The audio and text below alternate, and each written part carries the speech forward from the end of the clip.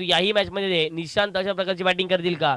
Number 2च्या षटकामध्ये कविला Patil बंधू पहिला ball त्यावरती केले आक्रमण, उंच चेंडू हवेत उडालाय, क्षेत्ररक्षक पोचताय डाऊन दी बॉल. आता मात्र जयू रे जयू चांगला झेल टिपलाय आणि दुसरा धक्का मैदानाच्या आतमध्ये टी आर नागेल संघाला निशांतला परतावं लागेल टकआउटच्या दिशेने. पहिल्याच बॉलवरती कविला पाटील बंधूच्या खात्यामध्ये जाईल विकेट.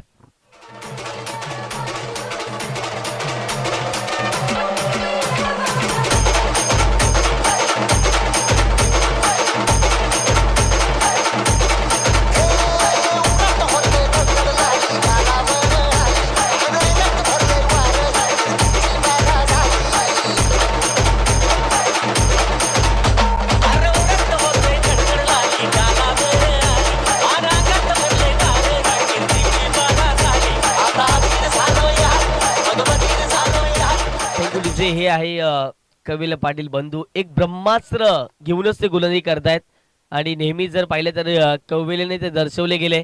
एक विकेट टेकर गोलंदाज म्हणून कविला यांना आपण सुरू बघतायत. मोठमोठ्या स्पर्धा नेहमीच खेळत असतात. रत्नागिरी असो त्या परिसरात मोठमोठ्या स्पर्धा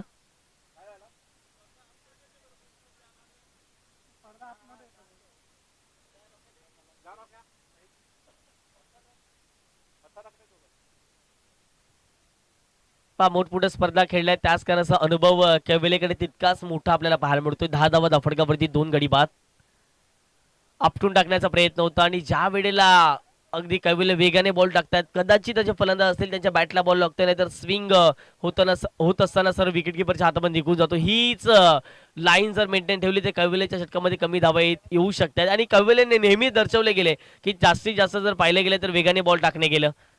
हाही बॉल भरपूर वेगाने टाकला गेला तो म्हणजे कविलेच्या माध्यमातून धावा फटकावरती 10 आहेत. आता गतीमध्ये परिवर्तन केलं. अगदी जर पाहिलं गेलं तर ऑफस्टिकच्या बाहेर शफल झाले आणि बेल्सला कदाचित हा बॉल लागला असावा आणि तिथून जर पाहिलं तर त्रिफळाचित फलंदाज बाद होत आहेत. आणि यस आणखीन एक धक्का मैदानाच्या आतमध्ये टी आर नागले संघाला ऍक्शन रिप्ले आपण जरूर पाहतायत. रिप्ले जरूर दाखवला जातो डिका स्पोर्ट लाईव्हच्या माध्यमातून आपण जरूर पाहतायत. आणि यस बॅटची कदाचित इनसाइड असावी तिथून जर पाहिलं गेलं तर हिट विकेट जरूर आपल्याला पाहायला मिळते. म्हणजेच एवढ्या लांबून तो आम्हाला दिसत नाही परंतु डिका स्पोर्ट आहे आमच्यासाठी. हिट विकेटच्या स्वरूपात फलंदाज होतील बाद. आणखीन एक धक्का टी आर नागले संघाला विकेट डाऊन.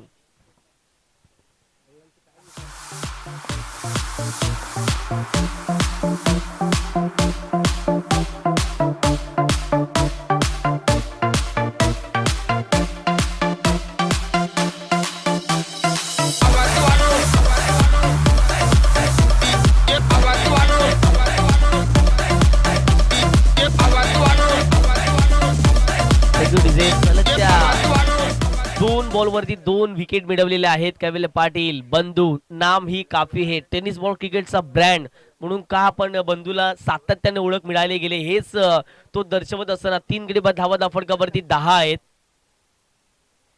इथे पुन्हा एकदा हवेत उडालाय विकेट हॅट्रिकची शक्यता दाट पाहायला मिळते आणि कविला पाटील उर्फ बंधू टेनिस बॉल क्रिकेट विश्वातील एक उत्कृष्ट ऑलराऊंडर आणि त्याची विकेट हॅट्रिक या ठिकाणी साध्य केले. विकेट जाईल फलंदाज बाद.